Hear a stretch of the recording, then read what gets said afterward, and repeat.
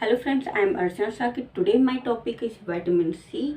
आज हम vitamin C के बारे में पढ़ेंगे। विटामिन सी का जो अदर नेम होता है एस्कॉर्बिक एसिड होता है और ये वाटर सॉल्युबल विटामिन्स होता है। विटामिन सी जो है वो ह्यूमन बॉडी में डिसीज़ जो होती हैं, डिसीज़ को कम करने में बहुत हेल्पफुल होता है। विटामिन सी का जो अब्जॉर्प्शन होता है वो इंटेस्टाइन में होता है और ये हमारी बॉडी में बहुत कम मात्रा में प्रेजेंट होता है। ताकि कम मात्रा में प्रेजेंट होता है इसलिए हमें क्या होता है कि बार बार इसको लेना होता है। विटामिन सी के सोर्सेस को हमें लेना होता है। ये किसके थ्रू पास हो जाता है? ये यूरिन के थ्रू पास हो जाता है, जिसमें क्या है यूरिन का जब हम टेस्ट करते हैं तो उसमें क्या है मेटाबॉलिटिस डाइकीटोग्लोनिक एसिड एंड ऑक्सैलिक एसिड के रूप में ये यूरिन में प्रेजेंट होता है। अब हम बात करते हैं एस्कॉर्बिक एसिड जो होता है वो एक्टिव और इनएक्टिव फॉर्म के बारे में। जो एल एस्कॉर्बिक एसिड होता है वो प्रॉपर एक्टिव फॉर्म में होता है और ये डिहाइड्रो एल एस्कॉर्बिक एसिड होता है वो इनएक्टिव फॉर्म में होता है। जब इसकी बायोलॉजिकल फंक्शन, बायोलॉजिकल क्रिया एंड प्रतिक्रिया जो हमारी बॉडी के अंदर करता है तब ये टिश्यूज एंड प्लाज्मा में, ऊतक में और प्लाज्मा में क्या है 15:1 में हमारी बॉडी में प्रेजेंट होता है। फिर डी कीटो एल ग्लोनिक एसिड जो है वो इनएक्टिव फॉर्म में होता है और ये न्यूट्रल सोल्यूशन में प्रेजेंट होता है। किसमें? न्यूट्रल सोल्यूशन में प्रेजेंट होता है और इसका मॉलिक्यूलर फॉर्मूला जो होता है C6H8O होता है। अब हम विटामिन सी के फंक्शन के बारे में बात कर लेते हैं। कोलेजन फॉर्मेशन क्या होता है कि जब छोटा बच्चा होता है, जब वो बोलता है कि पैर में दर्द हो रहा है तो हमारी जो हड्डियां होती हैं वो उनमें कोलेजन का है निर्माण कम होता है या न के बराबर होता है।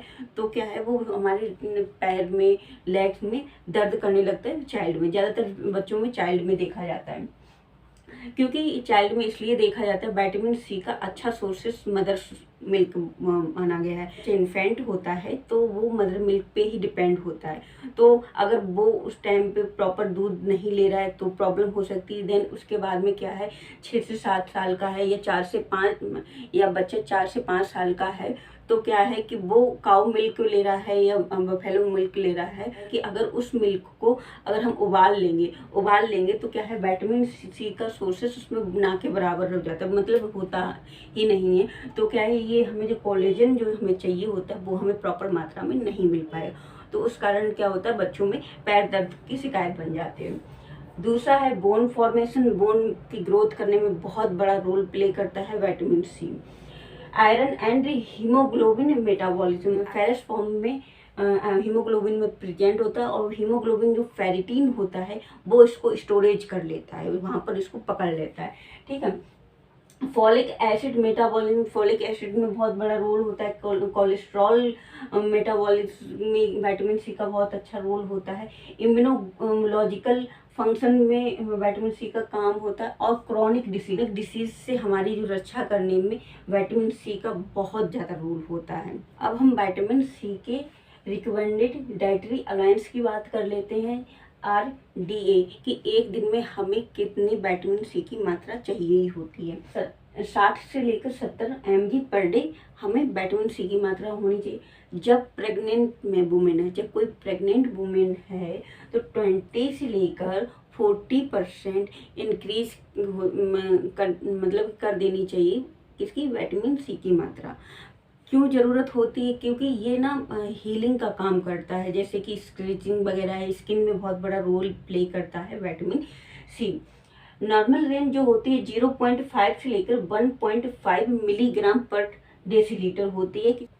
डाइटरी सोर्सेज जो होते हैं citric fruits, green vegetable, guava, tomato and potato etcetera.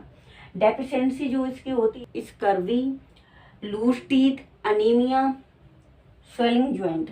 Mega dose जब विटामिन सी की मात्रा नॉर्मल तौर पे ज़्यादा होती नहीं है, अनफॉर्चुनेटली ज़्यादा हो गई है, ज़्यादा हो जाती है तो कॉमन कोल्ड, वुंड हीलिंग मतलब हीलिंग करने में, मतलब जो हमें चोट लग गई उसमें मतलब कि उसको रिकवर करने में थोड़ा टाइम लेगा।